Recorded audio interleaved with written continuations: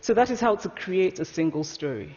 Show a people as one thing, as only one thing, over and over again, and that is what they become.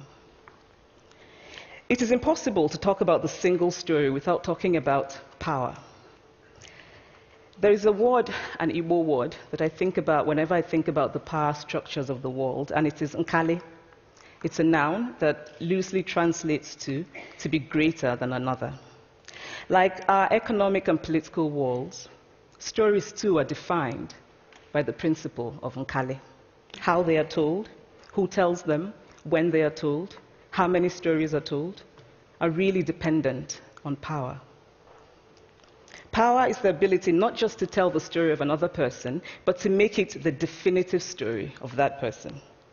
The Palestinian poet Mourid Barghouti writes that if you want to dispossess a people, the simplest way to do it is to tell their story and to start with secondly. Start the story with the arrows of the Native Americans and not with the arrival of the British, and you have an entirely different story.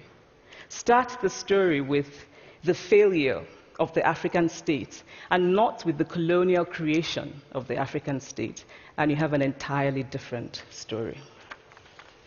I recently spoke at a university where a student told me that it was such a shame that Nigerian men were physical abusers like the father character in my novel. I told him that I had just read a novel called American Psycho, and that it was such a shame that young Americans were serial murderers. Now,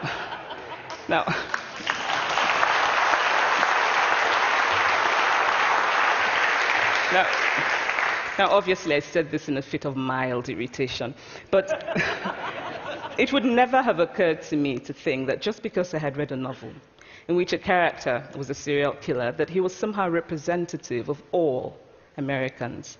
And now, this is not because I'm a better person than that student, but because of America's cultural and economic power, I had many stories of America. I had read Thailand, Updike, and Steinbeck, and Gateskill.